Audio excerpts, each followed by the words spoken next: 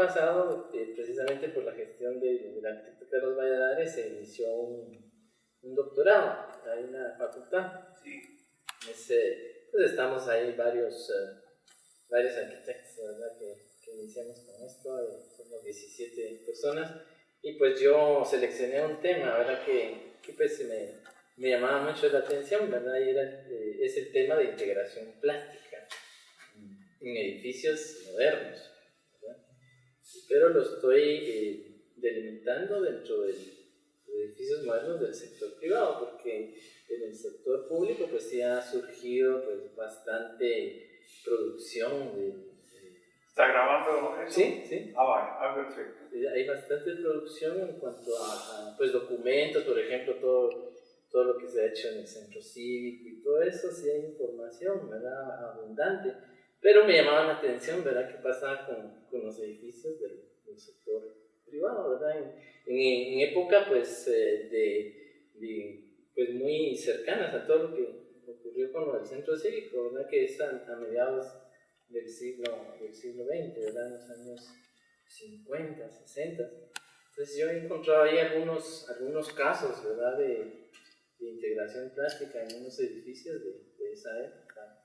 Y pues principalmente eso me trae acá, ¿verdad? Aparte de que para mí es muy importante saber la opinión de artistas como usted, de otros arquitectos en relación al tema, ¿verdad? Porque es que se dio el fenómeno de esto de integración plástica, cómo lo perciben. Entonces yo había preparado unas preguntas guía, ¿verdad? Que pueden tomar, qué sé, otro camino, ¿verdad? No es algo tan... Pero para tener más que todo una excelente, yo te iba a decir que tener una claridad de qué preguntas, que si en algún momento dado tuvieran una coherencia o en todo caso una coincidencia. Sí. Hay unas de carácter general, ¿verdad? Y otras más puntuales relacionadas con el tema. Bueno, si quieren vamos a hacer lo siguiente. ¿Sí? Vamos a seguir un orden de alguna manera sistemático como esto. Sí, está bastante. ¿Sí han sacado esa? Mire, esta es una foto que yo encontré, ¿verdad? Que está circulando incluso en internet, ¿verdad? Me llama mucho la atención, ¿verdad? Porque yo no sé quién la puso.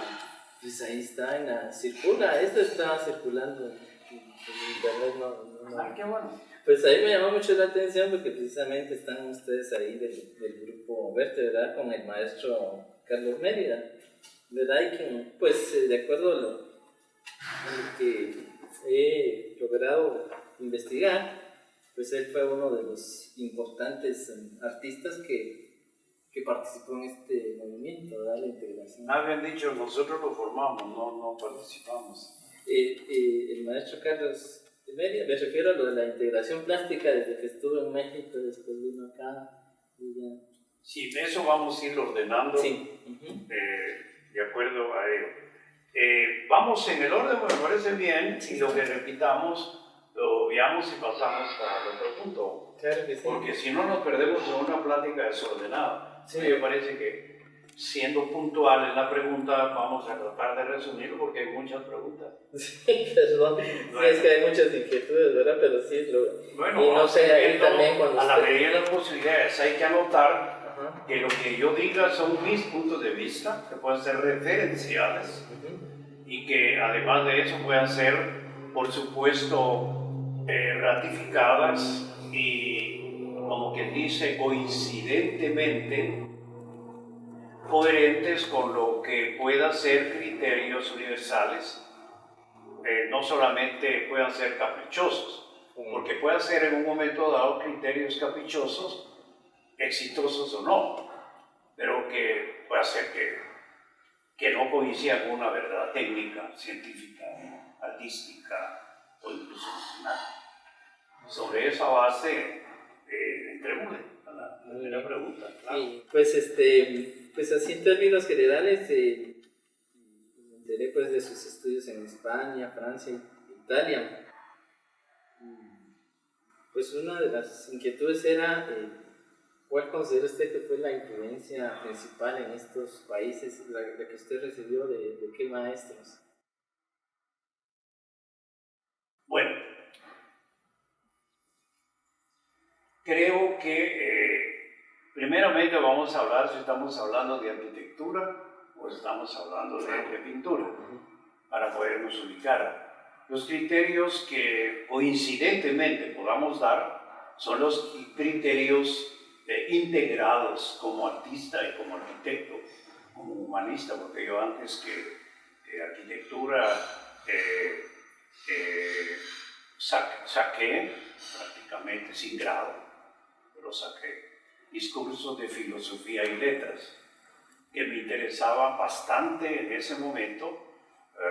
Yo no diría adolescente, pero muy joven. Yo más estaba en el mundo cultural, filosófico.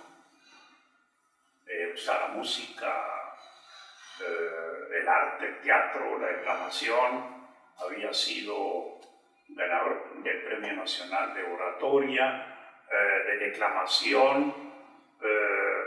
Era presidente de una sociedad cultural, de Asociación Musical Jesús Castillo. O sea, estaba enredado. Me gusta todo, está la poesía, etc.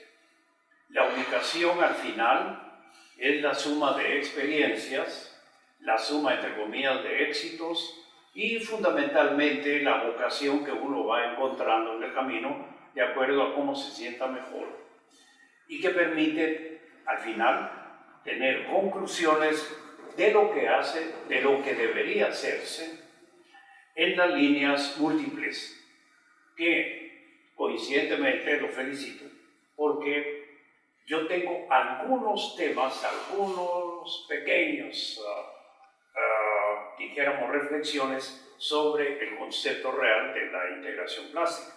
Después lo vamos a hablar. Pero el criterio en este caso lo vamos a ir dando a veces sin tenerlo que aclarar como artista y como arquitecto, porque viniendo de la función suya, la tarea a cumplir, tenemos que irle dando ese carácter. Es típicamente el concepto de la integración como arquitecto y como artista. Yo no sé a quiénes va a entrevistar, pero estoy seguro que si entrevista a Roberto, Roberto le dará su punto de vista plástico. No se lo va a dar a nivel arquitectónico, social, cultural tal vez. Nosotros lo vemos bajo el punto de vista político. A mí me tocó fundar el Ministerio de Cultura en el rol político-cultural. Entonces lo vemos a nivel político-cultural, integracionista de las artes plásticas, como arquitecto y como artista.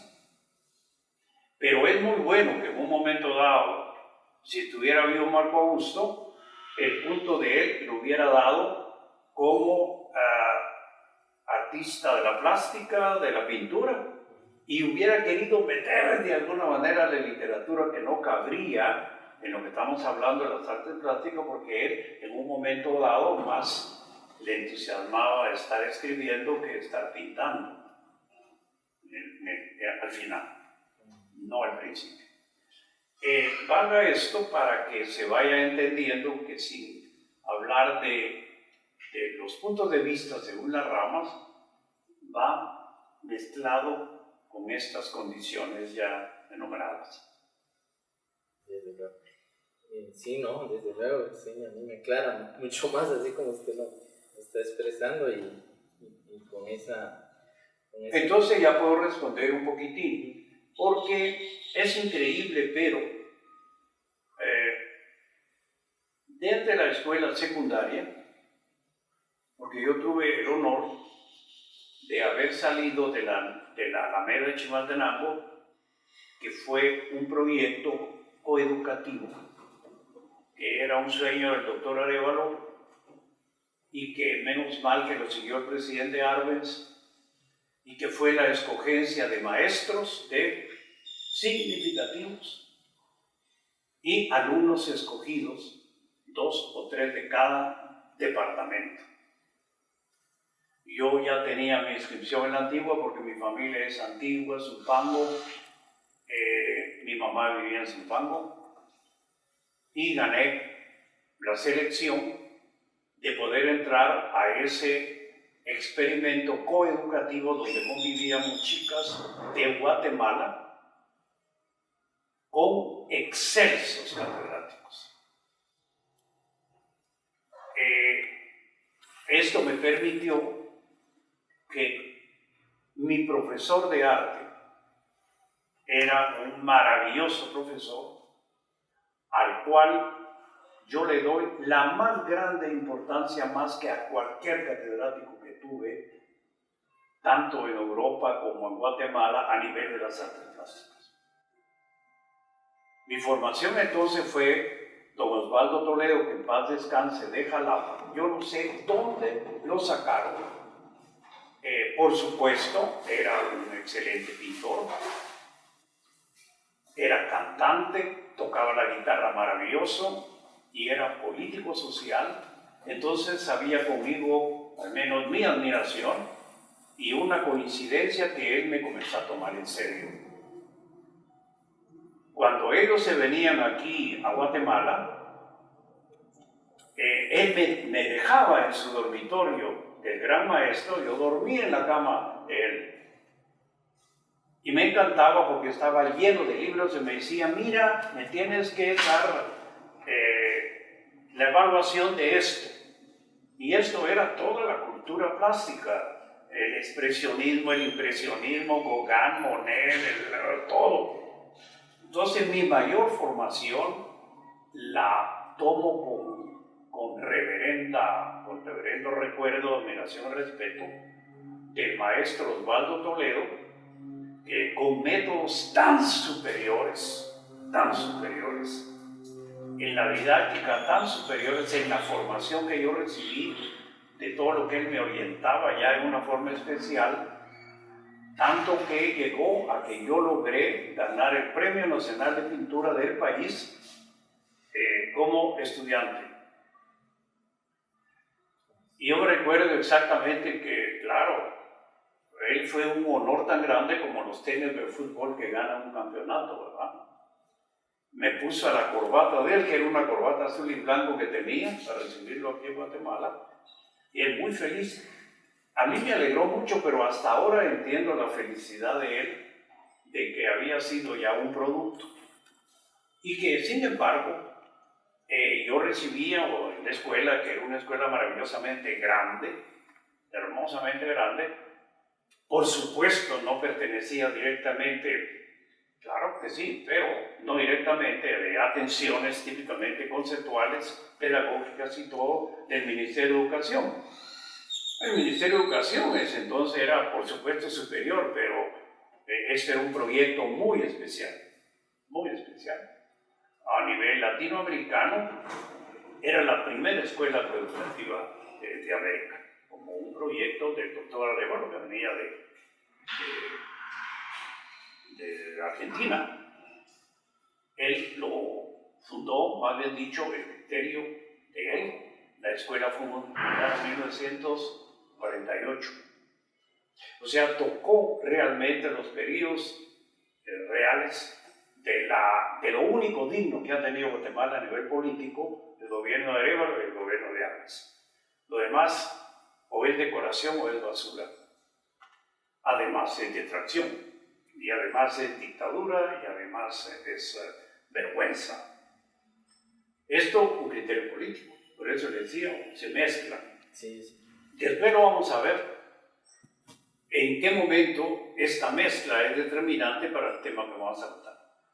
La respuesta entonces se concretiza en que mi más grande maestro y mi más grande recuerdo, después ya es como bordar el huipil, pero teniendo un huipil ya de base, que es don Osvaldo Toledo, mi profesor alamerino, dentro del selecto grupo de grandes catedráticos que tuvimos, muchos significativos, muchos fueron ministros de Educación, dirigieron de Educación del país, don Óscar de León Palacio, el creador de un método, que ahora su hijo tiene la editorial de educación, todo, yo no sé dónde sacaron tan grandes, doña Marta Elfina Vázquez, mamá de Magda, mi compañera de arte, desde entonces ya nos conocíamos en la escuela, en fin. Después de eso, no puedo marginar mis estudios, típicamente de arte en la Escuela de Artes Plásticas, donde el director era don Roberto González Boyle. Luego, por supuesto, tuvimos nuestros estudios en Italia, de Pietro Banucci, Italia, Perugia. Estuve en Roma, estuve en París, estuve en España, que conformaron una visión mucho más amplia, pero no por eso trascendentemente amplia. Era solo la sabiduría que se puede recibir de hombres sabios, de hombres sensibles, que le saben enseñar el camino adecuado, no para hacer lo que ellos digan, sino para descubrir las verdades dichas por ellos. Es el buen catedrático, no el que lo tienen que seguir por magnitud de ejemplo o de copia, más que todo porque los pensamientos sumados de un gran maestro permite despejarle las curiosidades y las alternativas a uno cuando está en el periodo formativo. Y ya después ya hay discusión, pero en el momento uno lo toma como tal. No cabe la menor duda que me recordaba don Osvaldo en las mismas academias superiores, cuando en vez de dibujar un gallo que lo tiraban en el aire, no, usted no le va a dar tiempo, solo fíjese. O sea, la mente, el ojo, no la mano es 70 millones de veces más atrasado que la posibilidad de la vista. Entonces, todo ese cambio, así desde cuando yo lo aprendí la esencia misma del dibujar, no estar como los principiantes, miran un poquito, siguen, miran como aquellos paisajistas tradicionales, ¿no? También un colorcito, ¿por qué no captan el color, apuntan y lo van a realizar con fantasía, con calidad, ¿no? Por decirle algo, métodos que al tomarlos en Europa, digo, eso ya el profesor Toledo nos decía eso, la sombra, los colores, no se pintan con colores sino con valores, un concepto de Tiziano desde el Renacimiento y todo, o sea que ese maestro era maravilloso. Y su biblioteca lo decía, biblioteca que yo compartí. Pienso que eso es muy importante, sin marginar que las academias sistemáticas algo dan, algo dejan, pero lo que más dejan son los grandes maestros ejemplares.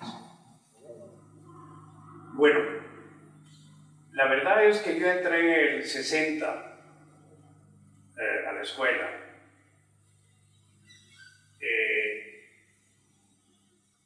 Es cierto,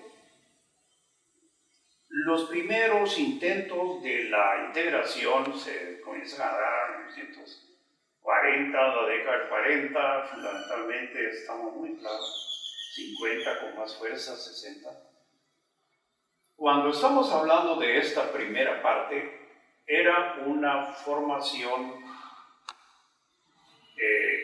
plástica en donde yo ya estaba estudiando arquitectura, pero que mi vocación estaba dirigido, yo ya me había casi encontrado, ya había dejado el conservatorio, había dejado mis clases de teatro y declamación, estaba dándome un descanso en humanidades, estaba quedándome con arquitectura, pintura, arquitectura, artes plásticas, arquitectura, me estaba integrando y como tal estaba iniciando mis estudios justamente por los grandes maestros que vinieron con la intención de formar la Facultad de Arquitectura.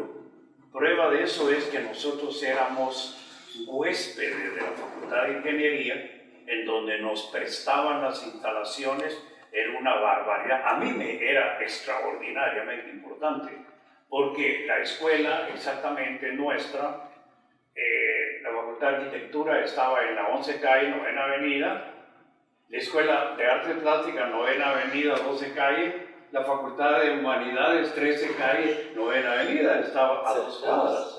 con una pequeña diferencia. Nosotros comenzábamos clases a las 9:30, 10 de la noche en la Facultad de Arquitectura, porque era cuando terminaba ingeniería. No había prácticamente aulas, no había una facultad física. Los maestros eran los significantes. Ahí sí tenemos que recordar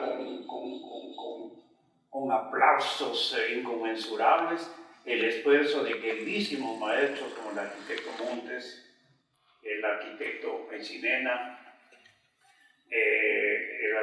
bueno, hay varios arquitectos. Carlos Holder, ¿verdad? El arquitecto Holder, por supuesto. Todos ellos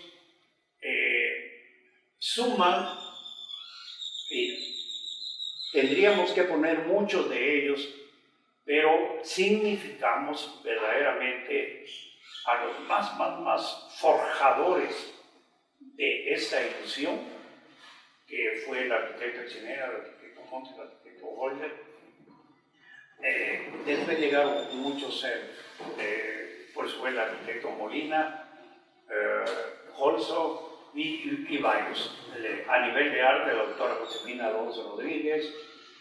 En fin, estos catedráticos, por supuesto, traían las novedades de las universidades extranjeras, de México, de Estados Unidos, no de Europa, y por supuesto también el que vino a ser la gran revolución de la novedad didáctica, etcétera, pues el doctor Zuger, que fue un gran catedrático, es un gran catedrático, y que permitió hacer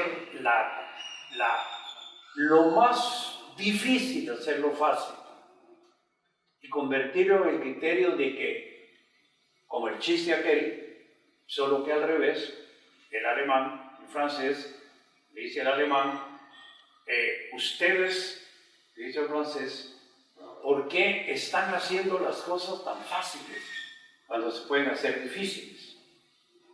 Ahí era al revés.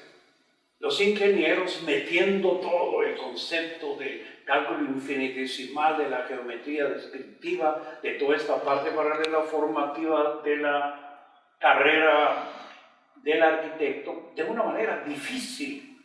Se perdieron grandes valores que no pudieron seguir por los malos catedráticos. Entonces, en esta novedad, que significó, por un lado, la creación de la Facultad de Arquitectura de estos grandes maestros, pero que no les daba tiempo a ellos a tomar todas las clases, que tomaron invitados, algunos fueron muy malos, el área de ingenieros, con una que otra excepción, fueron pésimos. Nosotros llevamos casi todos los cursos de ingeniería, y al fin, ¿para qué? Para tener una claridad de lo que puede servir la arquitectura podría ser importante, habría que revisarlo, pero no meternos a esa jerigonza que ni ellos lo entienden y a última hora no sirve para nada, no para nada. No sirve para nada a nivel práctico, porque en este momento es preferible conocer los métodos modernos, en donde en un momento dado uno soltaba un mes para calcular un pinche edificito de 3 pisos, cuando ahora lo podemos hacer en 2 horas. O en 1 hora, o al ojo, porque uno ya está en el concepto cierto. Eso sí, naturalmente era el proceso formativo. Y como tal, seguimos hablando de los grandes creadores y naturalmente, dentro de ello ya estaba el rol de las intenciones, porque era la época adecuada, era lo que se estaba dando, era el movimiento donde Miel Van der Rohe, el grupo, Frank Lloyd Wright, los grandes de los Estados Unidos, no digamos Corbusier y todo, estaban en el gran, dijéramos, la gran interpretación de lo que había sido toda una arquitectura clásica, donde no se puede tirar en un costal, pero que también se pueden ir rescatando en una especie de simbiosis que se dio de una arquitectura plástica, de una arquitectura minimal, de una arquitectura en donde se fundían las verdades, y ahí es donde se tiene que hablar no aisladamente de la arquitectura como tal, como una pintura X que se puede poner en cualquier lado, no una arquitectura que tiene que cumplir su función social, su función humana, su función estética, en donde entra el concepto propio de la integración. Entonces, todo esto era conocimiento de nuestros maestros que quisieron ponerlo y, por supuesto, a partir de nosotros, de 1960, 62, 63, hablábamos de la integración de artes plásticas, de la integración como tal, no digamos en Guatemala, porque en Guatemala teníamos todavía la presencia absoluta de sus edificios, etcétera, etcétera, con demasiada poca arquitectura, demasiada poca pintura aplicable a ello. Era realmente una utopía, pero sí ya estaba en conocimiento de las nuevas promociones que tendrían que salir como arquitectos y de la obligación del arquitecto como maestro de estar viendo que pudiera haber esa alternativa. Prueba de eso es que el grupo de ellos fue el que constituyó el proyecto del centro cívico, que si bien es cierto, para mí no es exactamente la maravilla, pero es un gran intento de querer hacer algo en la integración plástica. Bueno, primeramente tenemos que clasificar que por razones lógicas, si ni siquiera había facultad de arquitectura, aquí entra el chiste aquel cuando comenzaron los arquitectos a hacer sus viviendas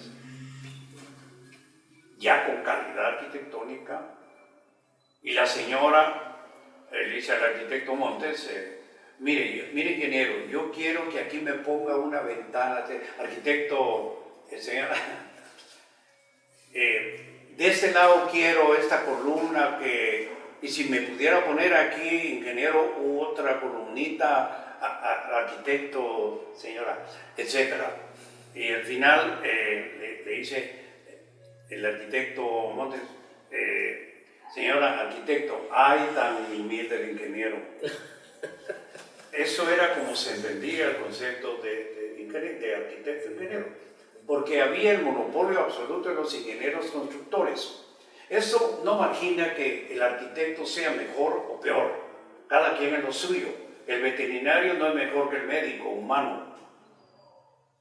El ingeniero no es superior que el arquitecto, ni el arquitecto que el ingeniero, sino cada quien es lo suyo. La verdad es que como no habían arquitectos, definitivamente, el ingeniero hacía toda la tarea, fundamentalmente la obra pública.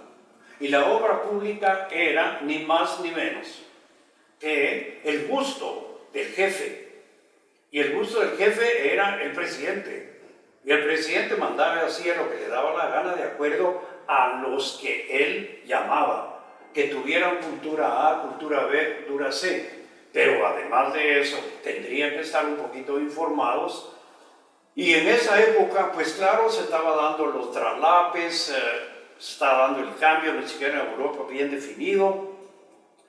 Había el nacimiento de lo difícil que era hacer cambiar a la gente de un minimalismo integracionista, de un arte puro arquitectónico, de la funcionalidad arquitectónica mezclada con la intención plástica, muy difícil.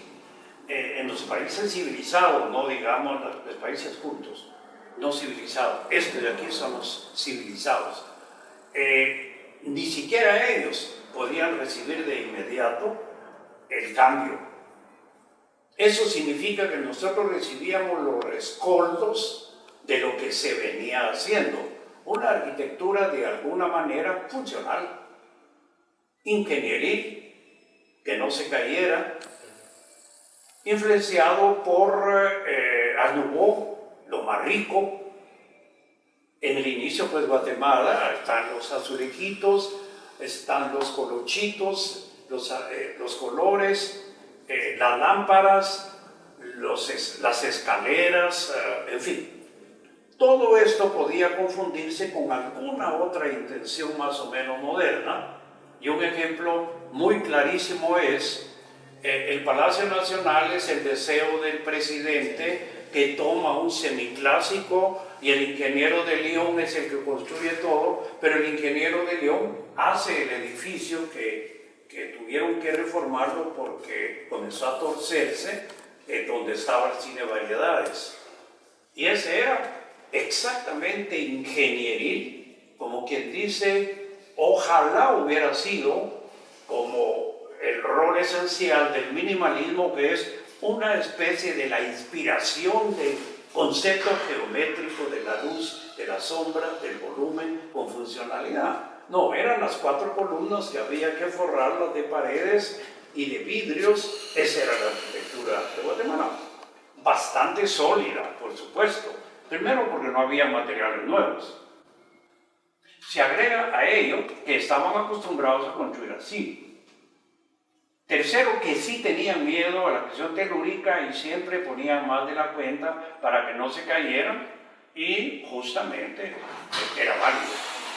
Eso significa que no había ninguna orientación, ni siquiera del ingeniero, para una tendencia cultural, humana, social, política, sino que era para que no se cayera. Y que por el otro lado, si alguien le hacía un colochito, es porque tenía un poquito de más gusto, no mal gusto, de más gusto, y que traían los azulejos que se hacían y que traían las revistas, y que venían algunos a dar conferencias, y que alguien había estado por allá, como por ejemplo la familiar de esposa García Granados en París. Entonces, ay, qué lindo Champs-Élysées con esto, lo hagamos uno chiquito, y por eso es la Avenida Reforma. De lo contrario, no es el señor atrapante de toda la tierra de Oriente, de Occidente, el señor Barrios, el que hay que darle el mérito del concepto de la Revolución del 71, son charadas, no son aplausos de los chafas, pero eso no es verdad histórica. El que tiene que ver algo en eso, pese a que él era también militar de Granados, es la señora, la familia, las gentes que viajaban a Europa y todo, y traían postales, yo quiero como esto, y prueba de eso es que el muñeco donde está García Granados es exactamente una copia de toda la escultórica de ese tiempo en Europa. Ni siquiera en Estados Unidos, porque Estados Unidos todavía tenía el rol de la industria de Chicago, de los primeros arquitectos del hierro, de las alturas y todo. No estaban ni siquiera con la calidad humana, decorativa, de hacer las cosas bonitas. Eran las cosas funcionales, pero después ya comenzaron porque venían los grandes arquitectos. Eso significa que todo lo que se hizo durante ese periodo eran o copias o copiones hechas por ingenieros para que no se cayera. Y que justamente los roles del trazo de Guatemala, pues naturalmente era la esencia misma de los diseños hispanos. Que cuando ya se traza la ciudad aquí, como desde la chiquita, que se hizo en la primera ciudad, Almolonga, no Panchoy, ya era el trazo exactamente como un trazo español. ¿Con qué criterio? Con un criterio hispánico, con su estilo, que es lo que se mantiene y que le da un toque, como quien dice, de permanencia histórica, con una sensación de verdad arquitectónica, de verdad, de lo que en un momento dado solo se traslada no en el tiempo, sino en el espacio. Quiere decir que en un momento dado, la plazoletita de Sevilla, aquí la quieren hacer igual, parecida, pero es auténtica porque está hecha prácticamente casi en el mismo tiempo, que permite tener cierta autenticidad. Estamos hablando de las obras pues, de Antigua, que es Altenango, una de Toto, Huehuetenango, en diferentes sitios, que es una arquitectura más cierta, más verdadera, pero que no tiene la pretensión ninguna de novedades, sino que de repetir su propio estilo, porque eso es lo que se está dando. No vamos a venir aquí en ese momento vestidos de mosqueteros, pues tenemos que vestir como tal. Y si fuera al revés, tenemos que, si no hubiera pasado el tiempo simbólico, estaríamos vestidos de mosqueteros, pues, definitivamente, y no sería malo, sería más o menos auténtico. Sobre esta verdad no se puede hablar nada. ¿De qué? Si todo era relativamente improvisado.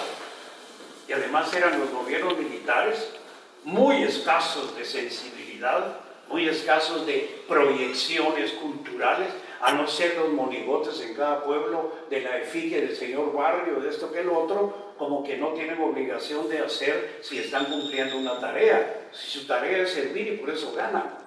Aparte de volverse tiranos, como lo está queriendo hacer este señor actual. Esto permitía que, de acuerdo a la cultura, se hacía la arquitectura, se hacía el arte. Pero el arte propiamente como sí, estímulo alguno, nada. Venían obras compradas o algo por el estilo. Significa entonces que el primer conato que se dio, de alguna manera, como esperanza creativa de querer hacer algo, pues no cabe la menor duda que fueron los intentos de este presidente Arévalo, pues que mucho antes, bien se lo sabe, se dio una pequeña luciérnaga que quiso hacer algo por la patria, que fue Mariano Gálvez, el presidente que tardó ni siquiera 10 años, parecido al movimiento revolucionario de Arévalo y Gálvez, y que lo quita el troglodita de Carrera con todo su grupo de campesinos, venirlo a aniquilar cuando Morazán entra aquí, siendo el presidente de Centroamérica, Mariano Gálvez, presidente de Guatemala, los 10 años que se constituyeron en la ilusión primaria, donde se atendió la cultura, el arte, la ciencia, todo, igual que la pretensión justamente del periodo moderno, que entonces, en ese entonces se hicieron algunas cosas, un poquito desordenadas, pero ya había intención. En el caso de Arévalo Arben ya había mucho más intención, con un criterio moderno que comenzó más o menos a darse, gracias a la intervención desastrosa y constitucionaria de esos señores del norte. Destruyeron el proyecto y es muy fácil llamarle comunista porque no les interesa a ellos, como le llaman ahora, terrorista. Cualquiera es terrorista o narcotista. Bueno, narcotista les interesa, pero todo estos epítetos que le ponen a los que están queriendo hacer la fisonomía de una nación con más dignidad y categoría. Y luego ya comenzamos a ser lo que somos, esclavos políticamente de una condición de un imperio, y que permite que no tengamos la posibilidad de aprovechar los valores trascendentes para comenzar a hacer de alguna manera una coincidencia con el mundo de la arquitectura funcional, artística, en este caso de lo que estamos hablando, de la integración de las artes, como más o menos, no más o menos, sino lo hicieron sistemáticamente en México, y que gracias a ello el maestro Mérida, invitado por Diego, fue que llega a México, y que en su criterio, en su concepto, pues el geométrico, que viene por supuesto de los vestigios del cubismo, y digo cubismo, no de Picasso, porque Picasso no es el creador del cubismo, Picasso es uno de los creadores del cubismo, porque entonces ¿dónde está Juan Gris? ¿Dónde está, bueno, hay muchos, ¿dónde está Lechat? ¿Dónde está Black? Y que antes que Picasso, ellos ya habían puesto exposiciones cubistas. Lo que pasa es que él, por supuesto, tenía el tremendo Diller, que era alemán, coincidentemente medio nazi, lo empuja con su galería, se llama Van Weiler, que era el gran promotor. Picasso tuvo la suerte de ser promovido total con él, y todo se sacó así como el premio Nobel de la Paz que le dan a Arturo Arias, Oscar Arias, presidente de Costa Rica. Yo digo que lo merecía más Guatemala, no por Vinicio, sino porque el grupo, Vinicio no era Vinicio solo, Vinicio éramos todos nosotros, que habíamos luchado, René León, todo el grupo nuestro, absoluto, universitarios muchos, profesionales grandes otros. Vinicio era sustantivamente el comandante del rol es cual era presidente, pero lo merecía más el grupo representando a él que Oscar. Pero Oscar, en todo caso, mal visto, exaltó la debilidad de Benicio, se omnibularon arriba y le dieron el Nobel a Oscar, no a Benicio. Así pasa mucho en la historia. Entonces, en este caso, yo creo que justamente a nivel cuando llega a Mérida, dentro de su tarea propiamente amigo del grupo de ellos, estamos hablando, pues el budismo revienta en 1910, pero ya se había dado antes, y México, con el gran proyecto revolucionario a partir de la revolución de 1910 para adelante, hacen en una forma ordenada grandes pensadores, Vasconcelos, grandes maestros, las ideas de Benito Juárez, las ideas de Hidalgo, las ideas de todo, ya eran dirigidos en una concreción de hacer una nación grandiosa, múltiple, de razas o de individuos de diferentes sangres, pero ya con raíces metidas como mexicano, con una cultura latinoamericana mexicana, y comenzaron, no lograron en el objetivo porque pudo haber contradicciones, pero ya las grandes intenciones. Y ya surge ahí verdaderamente, incluso con limitado, Mérida estuvo trabajando mucho la muralística de algunos edificios dentro de ese concepto de la integración. ¿Por qué caminaba? Porque había un presidente con demasiada sensibilidad, varios presidentes, todo un background de cultura ancestral que hablaba del concepto de artes, de las artes plásticas, pero no solamente como nosotros lo entendemos, yo lo entiendo a nivel de la poca experiencia política, humanística y todo, la relación y no el descubrimiento, sino la satisfacción real de la integración de las artes plásticas va a ser para toda la vida utópica, para toda la vida, mientras no exista un gobernante que tenga la capacidad, primero, de ser un hombre culto que conozca la idiosincrasia del mundo, luego que conozca la idiosincrasia de su nación para respetar la nación y empujarla,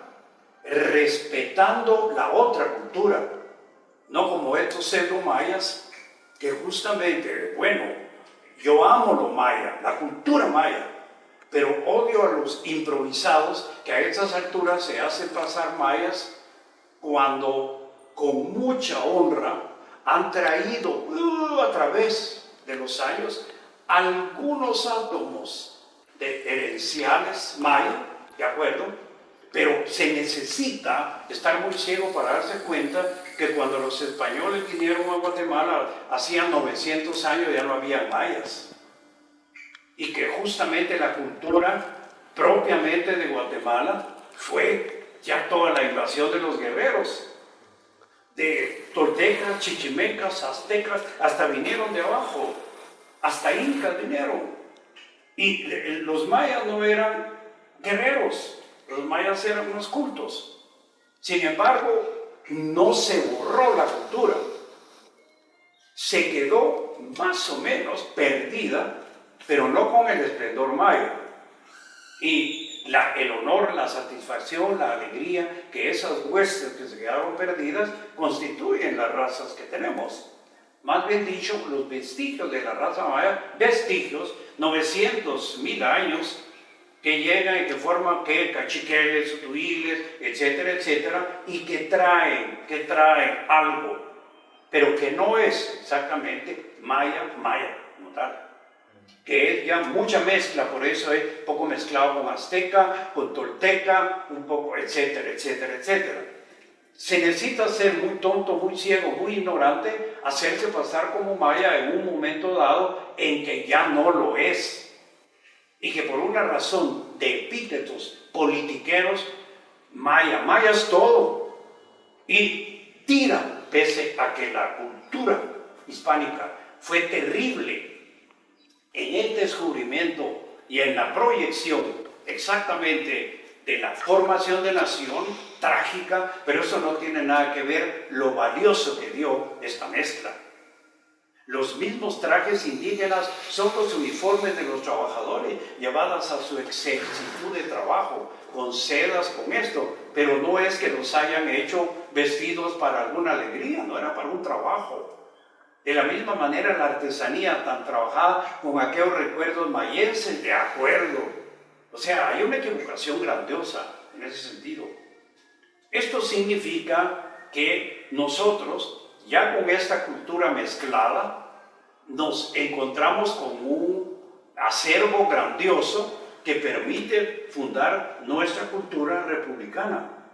Y en esta república, en esta cultura republicana, nosotros nos encontramos con que estamos en el aire porque nuestros gobernantes han sido trogloditas, en excepción de unas luciérnagas, como ya hablamos, de aquel periodo, 1800 y pico, a 1944, 45, etcétera, pues hasta mi mismo gobierno se derritió por los mediocres y los corruptos que entraron y destruyeron nuestro proyecto socialdemócrata con la inspiración de Jacques Maritain como el gran filósofo e incluso religioso, no teológico, humanista. Jacques Maritain, que no se tiene que ser comunista para ser socialista, que no se tiene que meterse a los roles políticos instrumentales para, partiendo de la verdad platónica, aristotélica, llegar a entender que el principio y fin de todas las cosas es el hombre, se acabó.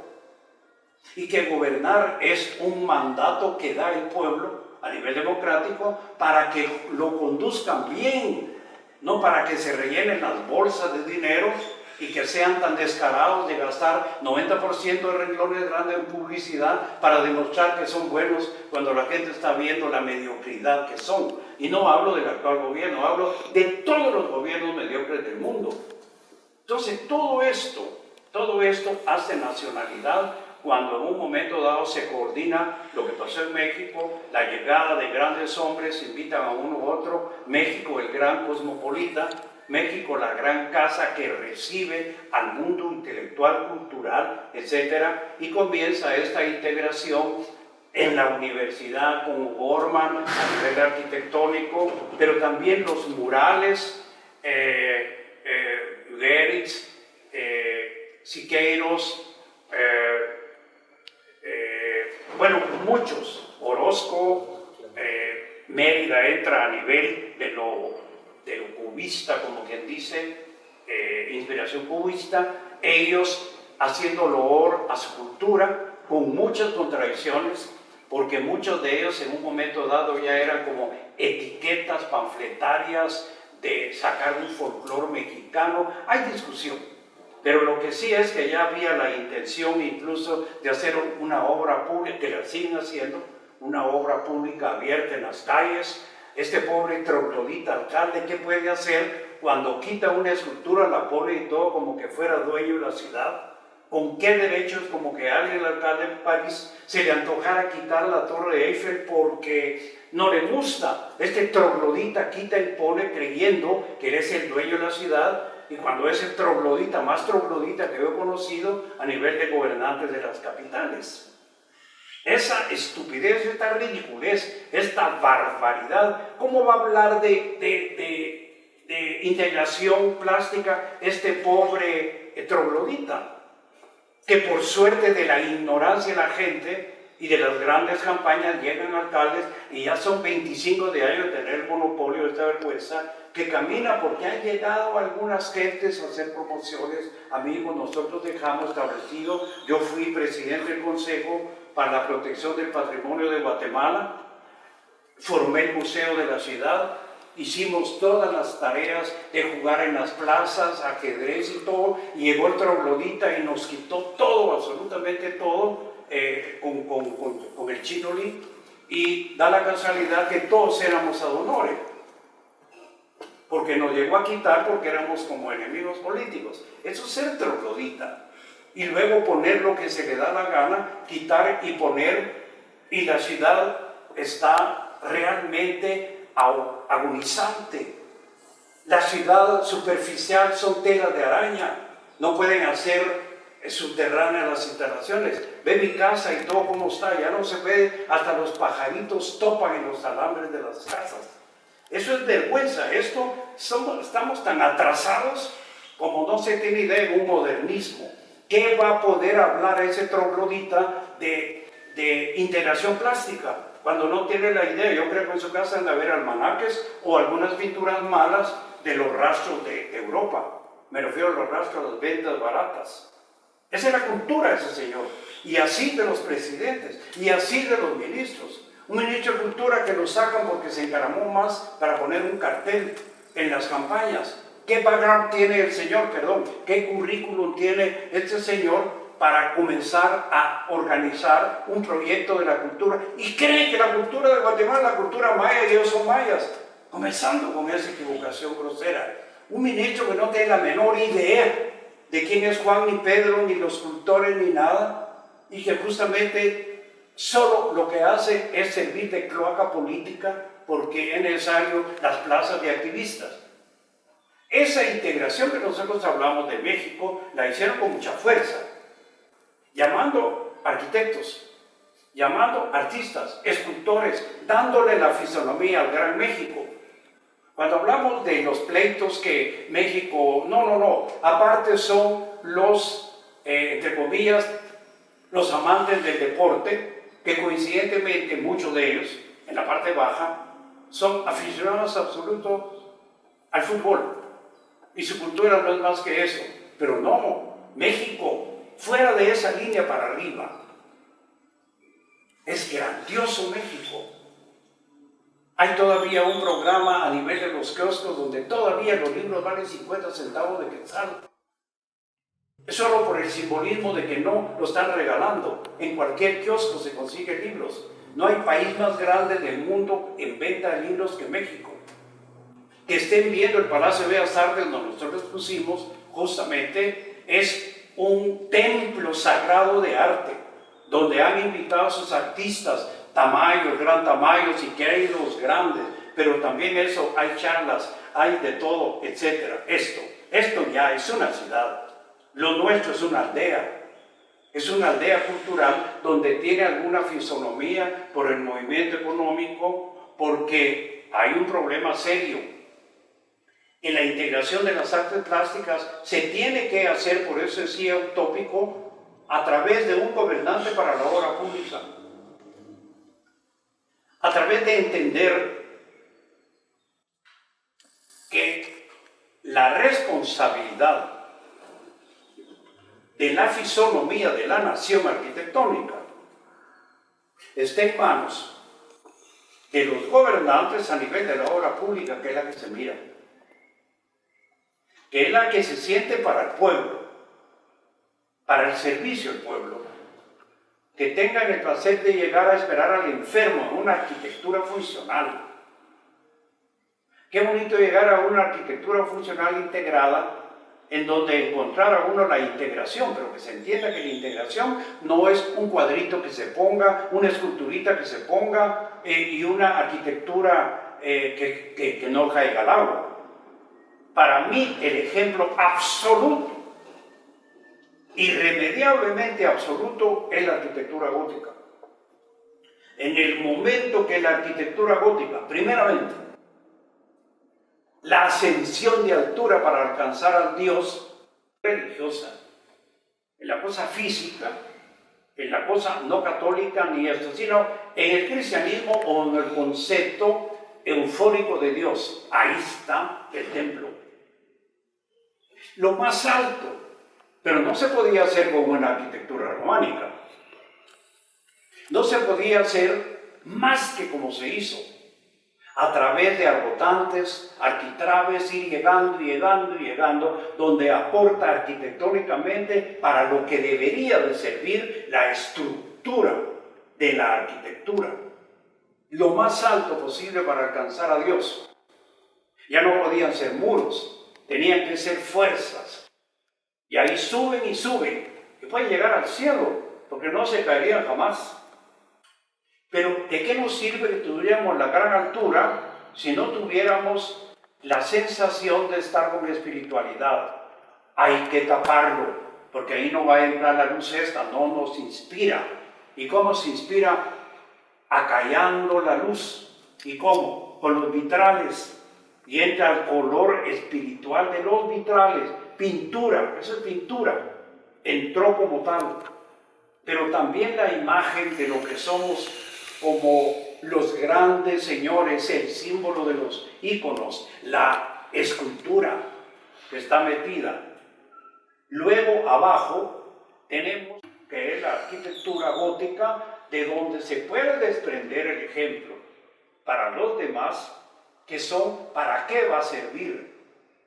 Y para eso comienza a nivel propiamente público, gubernamental, todo lo que podía servir a la conveniencia del ser humano, que esté acogido, bien sentado, que mire obra de arte, pero que también la luz le sirva a esa obra, no con focos, pero que además pueda cobijarse, pueda hacer eso es integración plástica humana, espiritual, de confort, estética, que la misma fachada sea parte directa del servicio, del color, de la espiritualidad, de la forma, de la creatividad. Es a nivel propio, quien puede hacerlo también un poco, y que lo hace, es la empresa privada con la arquitectura civil, que es lo que se ha hecho un poquito, naturalmente más que la obra pública, porque al fin y al cabo en la obra civil cerrada es la gente, y tener la suerte de que un buen arquitecto convence al dueño y se da cuenta que lo que le está mostrando es su confort espiritual. Está mostrando que el arte está integrado y pueda sentir el enorme placer, en vez de tener una pared en blanco, puede tener una obra plástica. No quiere decir que sea pintura, puede ser mosaico, puede ser bajorrelieve, puede ser lo que sea. Escultura viviente, con juego de aguas y con luces y con mezcla de arquitectura. Ahí sí, el concepto superior minimal de la forma, por el color que llega al espíritu, al alma, al confort. Se puede hacer en arquitectura civil, que está naturalmente con el inconveniente de que cuando se está haciendo una arquitectura de este orden, estaría exento de la alternativa de participación humana, de participación social, de participación pública, porque es el egoísmo de hacer algo propio metido para sí. ¿Y quién entra ahí? Nadie. Esta es una diferencia, pero es lo que podría hacerse. ¿Qué pasa en un momento dado cuando no se entiende esto? Y cuando a nivel legal se pone un 10% para la obra artística en cualquier obra, el 10%, algunas personas y algunos sinvergüenzas arquitectos cómplices le ponen el 10% en chapas de oro, en baños de oro, etcétera, para cubrir el 10%. Entonces, esto también conlleva la responsabilidad del profesional que permita en un momento dado ser parte directa en la responsabilidad de la integración. Y la integración no es solamente meter un cuadro porque sí. El cuadro tiene que ser el reflejo de esta verdad, pero no, esa era la discusión en México. No tiene que ser por fuerza todo de la Revolución Mexicana, todo de Zapata, todo de los charros, todo de las balas, todo de la crítica política, todo de los asesinos gringos. No.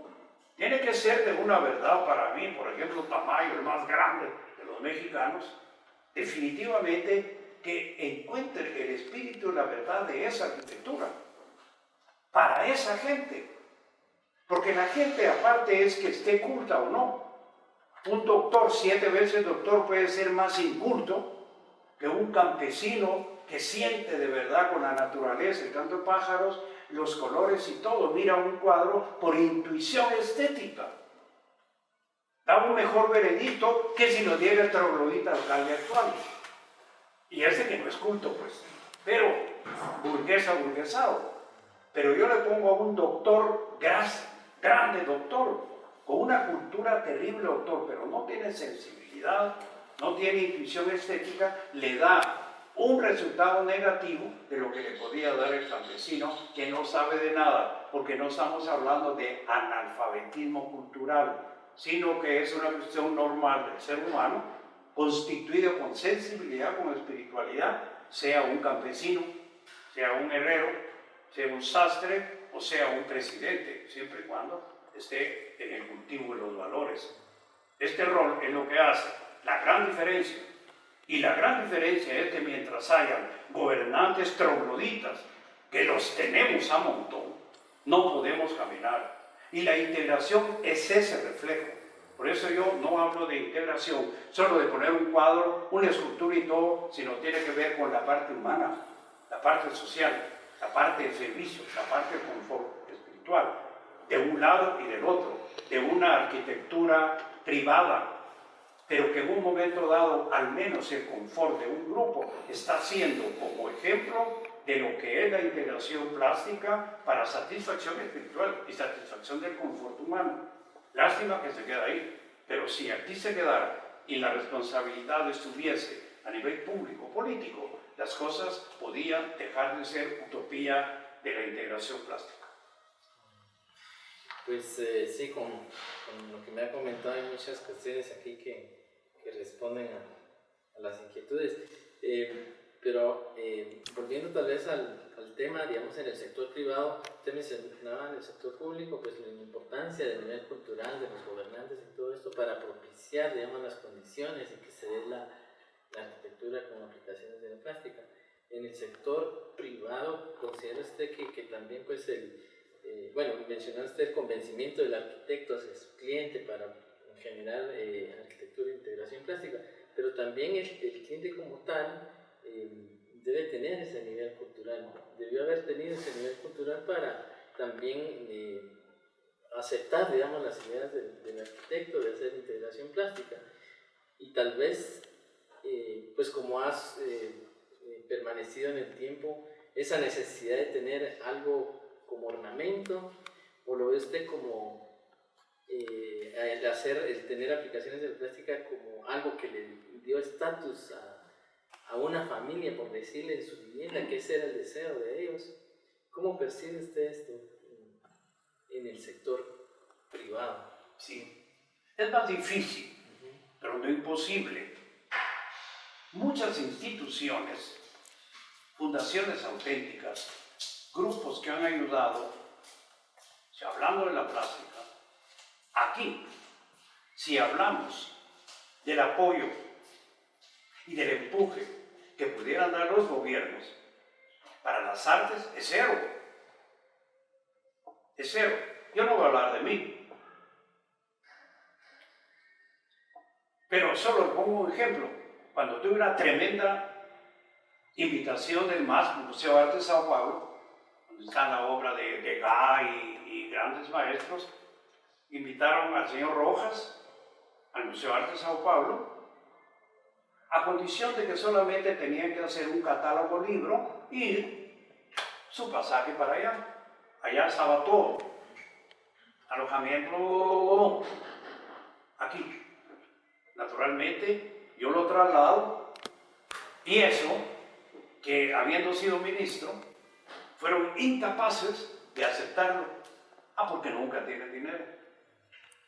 Naturalmente que fuimos, solo que pagaron como siempre. Yo no recibo de este gobierno, del otro, de muchos gobiernos, nada.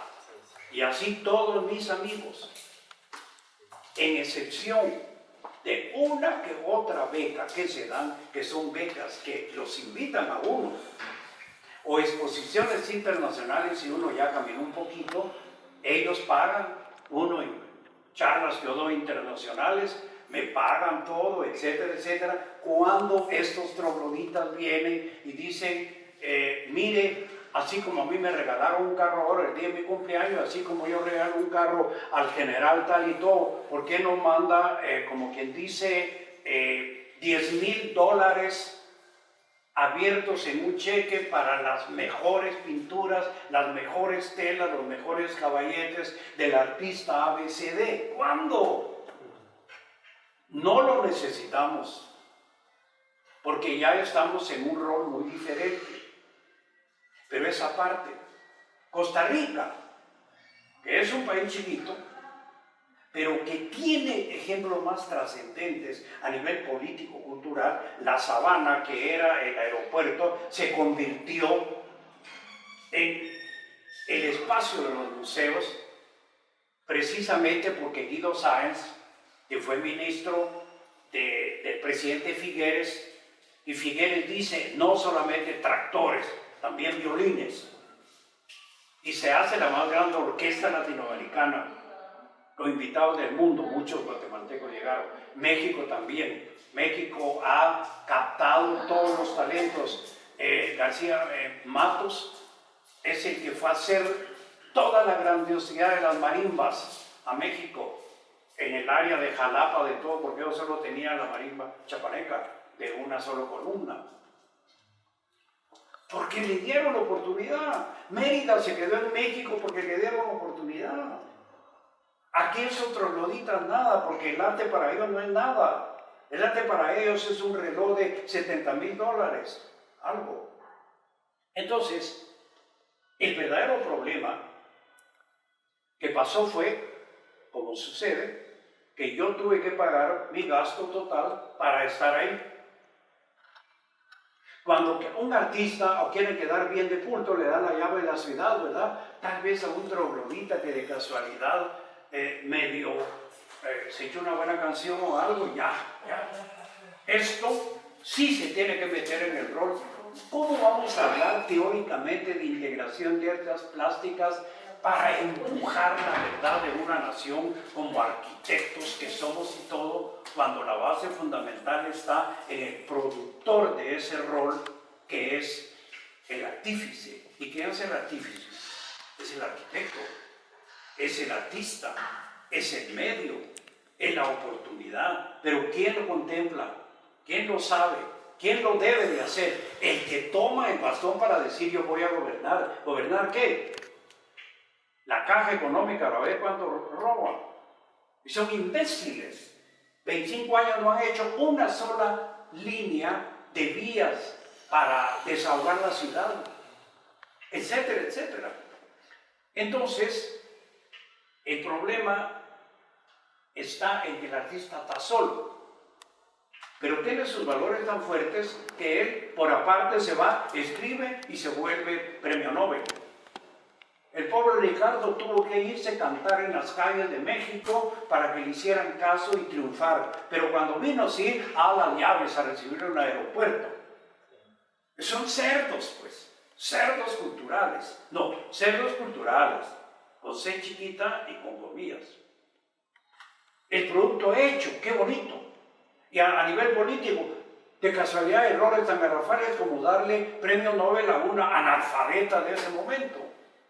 No, eso es ridículo, porque como es a nivel político, todo lo político a este nivel latinoamericano es ostensiblemente vergonzoso. Vergonzoso. Y de ahí es que surgen las alternativas, un buen alcalde, un buen presidente, hace el entorno paralelo, comienza la responsabilidad al que hace la obra de arte, al que hace la obra fisonómica social, al que hace los estamentos políticos, etcétera, etcétera. Pero para eso se necesita ser estadista. Pero ellos confunden gimnasia con magnesia creyendo que es democracia. Y todo este rol inculto es lo que hace esta pobre y maravillosa nación en el estado en que está. Guatemala para mí es una de las naciones más hermosas, más lindas, por eso yo soy terco en quedarme, porque muchas veces yo salgo mucho y me he quedado 1 año y medio, etcétera, fuera, y siempre con espinitas de mi patria, porque la patria no es de esos políticos delincuentes. Y porque una vez un maestro me dijo, la lucha se hace adentro. Aunque aquí han querido secuestrarme, han querido hacer lo que quieran, cuando hablamos, mientras no hablamos, sí estamos resguardados. El problema entonces está en que es un concepto cultural, global, en donde comienza con la gobernabilidad. Y comienza con la incultura de pobres señores que van a votar y votan por trogloditas. Y el Tribunal Supremo Electoral, ¿por qué no dice con un comité cívico podemos poner un presidente? No, porque es el monopolio de un negocio de los partidos. Y quien determina son los diputados, y los diputados son los primeros ignorantes. Y que en vez de quitar, porque no necesitamos tantos estúpidos diputados, ahora en la nueva propuesta electoral lo están aumentando al 20% más. 20% más de ladrones. Esto es lo que da vergüenza y da asco. No tiene que ver solo con el tema que estamos hablando, pero sí es parte. Y cuando estamos hablando de que lo primero que tenemos que dar es el confort para la habitabilidad del ser humano, estamos hablando no solamente de la integración de las artes plásticas en los edificios, en los ricos, en las calles de la Avenida Reforma, sino, ¿por qué no hablamos de la realidad de una aldea, de un pueblecito, de la plaza de San Agustín o la plaza de Zumpango o de Xenacó? ¿Por qué no hay una escultura? ¿Por qué no hay una fuente? ¿Por qué no hay un espacio donde ellos vayan a la sombra a jugar dominó, lo que sea, pero con un mural, con el artista, y el artista dice, esto es mío, mire la arquitectura que hicimos linda, conteja con esto de lo que somos, no tener que estarnos metiendo en movimientos minimalistas del esto, del otro, a base de vidrio, todo, aunque nos dé todo el sol en la cara y poner cortinas, porque esa es la moda. Y que se ve bonita la Avenida Reforma. Ahí me surge una inquietud, que era una de las preguntas. ¿Crees usted que este movimiento pues, de la integración plástica, de la aplicación de la plástica en los murales y todo, buscaba de alguna manera eso, dar un tinte, buscar la identidad, dar un tinte local, usar temas locales? Por ejemplo, en el centro cívico, ¿verdad que sí se mencionaba esto? Yo traigo unas imágenes aquí que este es del maestro González Goyri, este está en la esquina opuesta al Parque Gómez Carrillo, el arquitecto Carlos Heusler y el maestro Goyri. Pero sí, una de mis inquietudes era esa, que verdaderamente se daba con esto identidad. Y si eran temas locales o podría calificarse, este es de Jorge Montes, su despacho. Sí. ¿Verdad? Y esto lo hizo también el maestro González Goyri. Sí. Esta es otra imagen de una casa que está aquí en la zona 9, de Carlos Goyri, de una familia Pichotto, y tiene murales del maestro Carlos Mérida.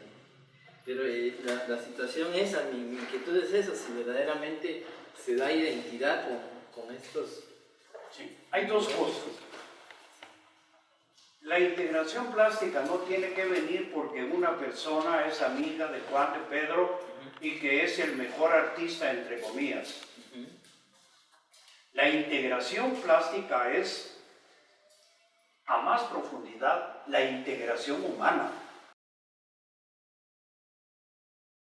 La integración que en un momento dado yo quiero hacer un partido de fútbol, busco al portero, a mis defensas, a mis intermedios y busco a los que meten los goles. Yo no voy a meter a un carpintero, no voy a meter a uno de básquetbol o a un tenista. Tengo que buscar al que está significando la integración, no la desintegración. Que porque es artista medio, más o menos, o famoso en la aldea, ya es famoso para hacer una integración plástica de algo que va a ser permanente. Es mi pregunta.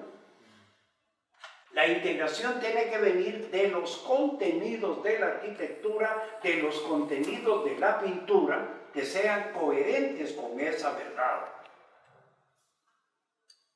Si nosotros estamos trabajando un concepto plástico con una categoría permanentemente trascendente, no tiene espacios especiales de dedicatorias especiales, como escuchar buena música.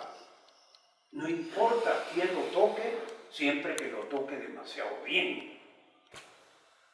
Pero no podemos en este momento, en una gran fiesta, poner a Palestrina o poner a Bach, ¿no?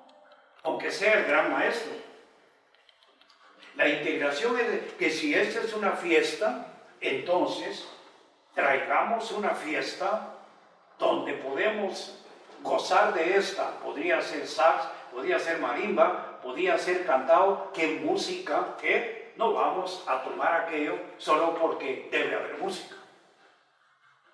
Eso significa que la misma elección y selección del artista tiene que ir coherente con la arquitectura. Porque ¿quién dice que la arquitectura es arquitectura? O arquitectura con A minúscula. Y él cada vez busca a su pareja y busca a un pintorcito, ni siquiera pintor, no digamos artista, creador, que permita ser coherente con el proyecto de un arquitecto que sabe lo que está haciendo como propuesta. Un pintor no. Aquí lo que cabe es un artista de la pintura que interprete la verdad, no. La está sintiendo y es lo que hace. Y si es lo que hace es coherente con una nacionalidad, pero no es folclore. Es lo que criticaba en México, el Bill Siqueiros criticaba a Diego. Lo que hace en el estadio. De la UNAM. Sí. Meter por meter los conceptos folcloristas de México en un rol trasnochado que es la sombra de la etiqueta de una revolución. No puede ser. O que en un momento dado, porque Mérida es angular y todo lo meto donde me da la gana, no. Es quién como. Si yo soy tenor, yo voy a cantar canciones que vayan con mi voz. Y esa voz tiene que ser coherente con el espacio de la gente que lo esté escuchando, sí y no. Porque en algún momento dado tienen que entender ellos que no solo las rancheras alegran. La coherencia es el paralelismo a las artes plásticas, que no solo es colocar algo que pintarrajea una pared. O que en un momento dado, porque alguien tiene nombre en la aldea cultural, ya es propicio para hacer una obra permanente. Un denominador común es cuántas veces coincidentemente este artista ganó los premios y ganó de qué manera y qué propuesta y qué tuvo, qué es lo que hace, está copiando a qué originalidad, etcétera. Eso vale. Pero para eso tiene que ir con alguien arquitecto que también está proponiendo algo. Si estamos hablando de integración de artes plásticas, a mí qué me importa los cristales en la novedad actual, que ya ni siquiera es minimalismo, sino que es la moda de los grandes cristales que se dieron en las grandes ciudades solamente porque dan el impacto como tal, aunque se estén muriendo de calor adentro. Teniendo nosotros el inicio de una arquitectura que no por fuerza tiene que ser barroca antigüeña, lo que de alguna manera hace Américo. Américo es ingeniero, pero Américo es 70 millones de veces más arquitecto que demasiados mediocres arquitectos. Precisamente porque, partiendo uno de que tenemos maderas finas, estupendas maderas, que tenemos materiales agradables, ¿por qué no crear una arquitectura? Lo han hecho varios arquitectos estupendos. Ahí sí estamos bastante bien, a nivel muy privado, de la arquitectura civil, que arquitectos han hecho justamente una mezcla entre un poco minimal, geométrico, escultórico, arquitectura escultórica, funcional, de riquezas. ¿Por qué no vamos por ahí? ¿Por qué tenemos que meter la tejita o algo para decir que aquel es nuestro? Cuando se puede tener el mismo concepto, las amplitudes de espacios, muchas cosas, que es donde tiene que ser el artista creador para tener la fisonomía de lo que somos. Una interpretación. una creatividad interpretativa de nuestra verdad, ya que tenemos una cultura arquitectónica que nace en lo hispánico, pero que ya comienza a tener unas casas de las nuestras aquí, buenos arquitectos. No es exactamente la arquitectura de Sevilla, ni de Granada, ni de Córdoba, ni de Cádiz. Es diferente, es las variables. Pero ¿por qué nos tenemos que ir? Yo no dudo que es hermoso lo que hicieron los compañeros nuestros en la reforma y todo, que le da un gran impacto, pero bien podía haber sido con otro criterio, en el cual no por fuerza te tiene que ser tan antifuncional en el interior, que ya no es arquitectura entonces, solo por dar la apariencia de la magnitud geométrica hecha en cristal, que es una de las grandes modas. Santiago Nuevo así es, Buenos Aires Nuevo así es, Colombia, todos. Entonces la personalidad, por eso el arquitecto es un ser creador cuando es arquitecto, no solamente que ganó el grado de arquitectura. Es la propuesta, estamos hablando de las artes plásticas, la integración como parte directa de que no se tiene que estar atrasado, de que no nos dejemos ir por un nombre X, sino por la propuesta real que se está haciendo. La propuesta que tenga que partir de una verdad, como yo le digo a mis gentes, no se pongan en los muelles de los puertos esperando cómo pasan las revistas y ustedes como anzuelos recogiendo las influencias de experiencias que no les pertenecen, que ni siquiera el que lo está haciendo ya como lo imprimió, y ni siquiera es una verdad, sino que son corrientes cosmopolitas que no nos pertenecen. ¿Por qué no nos introducimos en el lo real nuestro, que tenemos mucha claridad, mucha magnitud de lo que podemos hacer?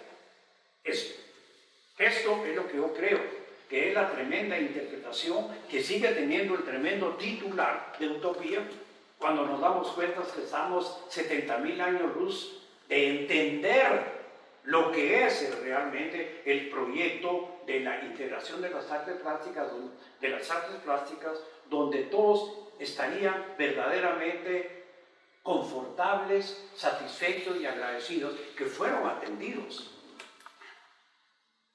Y ahora respondo categóricamente.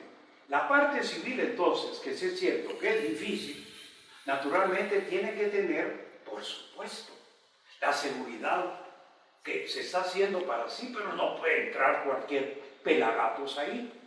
Pero sí se puede participar del entorno. Por ejemplo, ¿por qué no en los grandes jardines que dan a la calle integrarlo de alguna manera? ¿Por qué es un cerrojo donde no se sabe qué hay?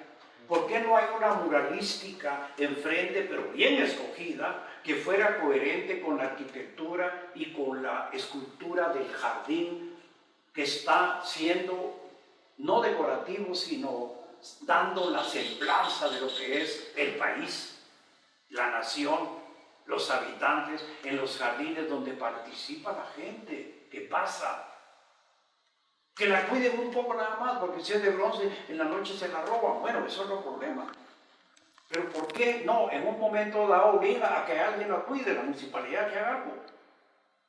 ¿Por qué no lo integran de alguna manera, que participe quien lo mira y que no se quede enclaustrado en el egoísmo que se le critica y que hay razón?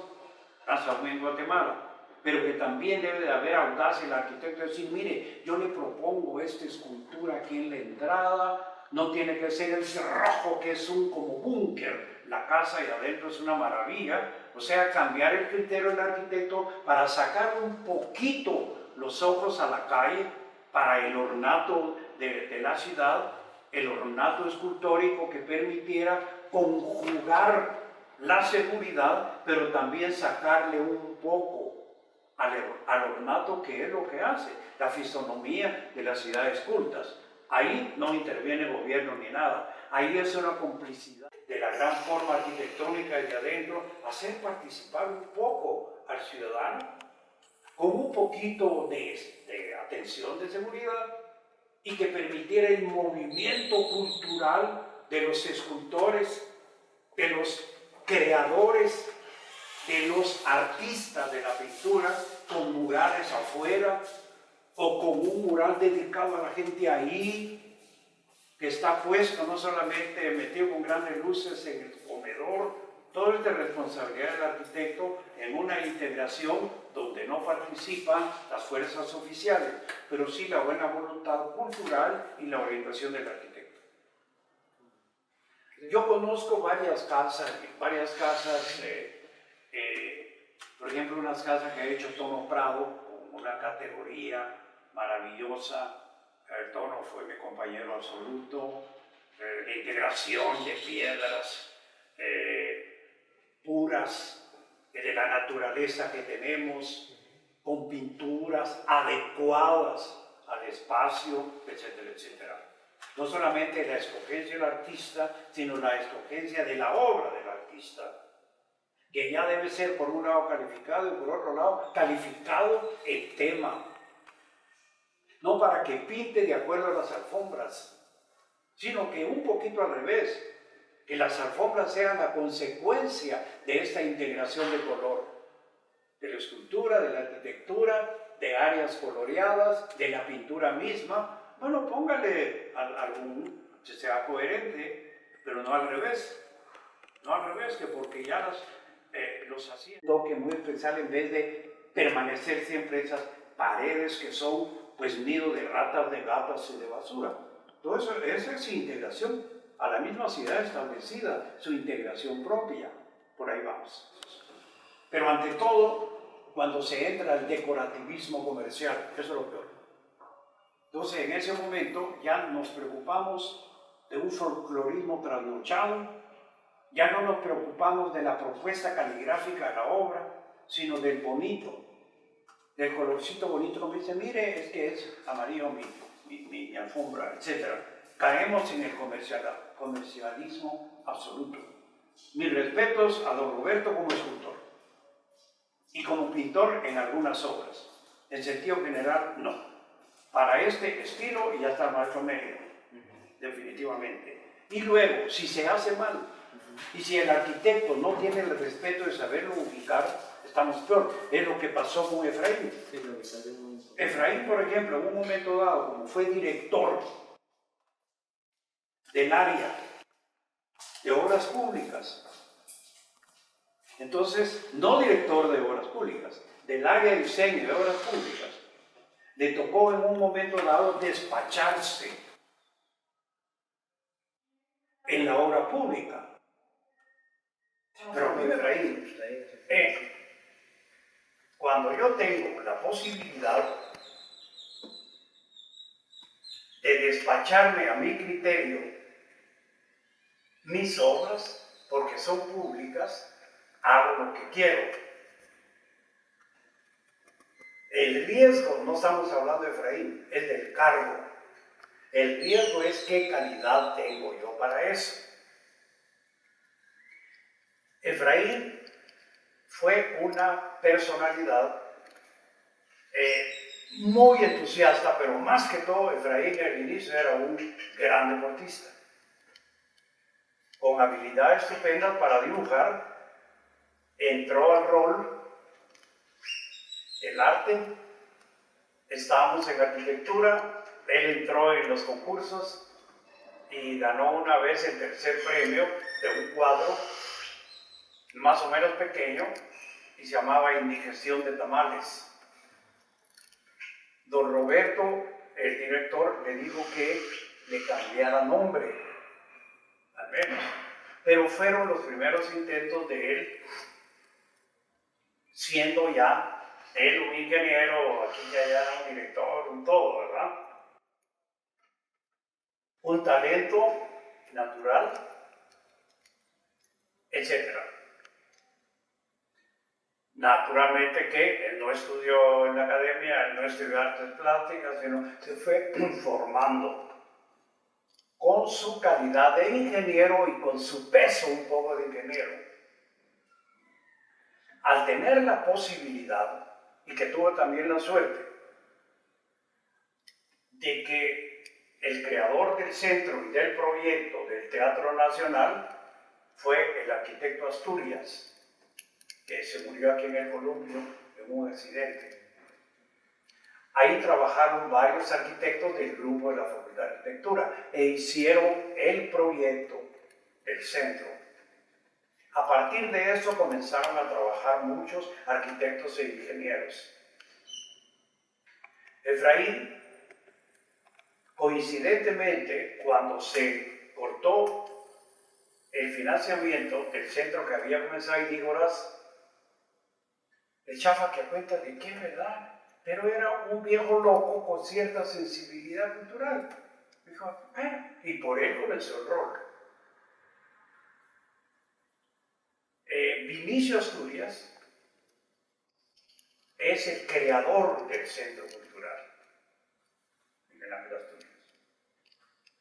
Usted lo debe saber.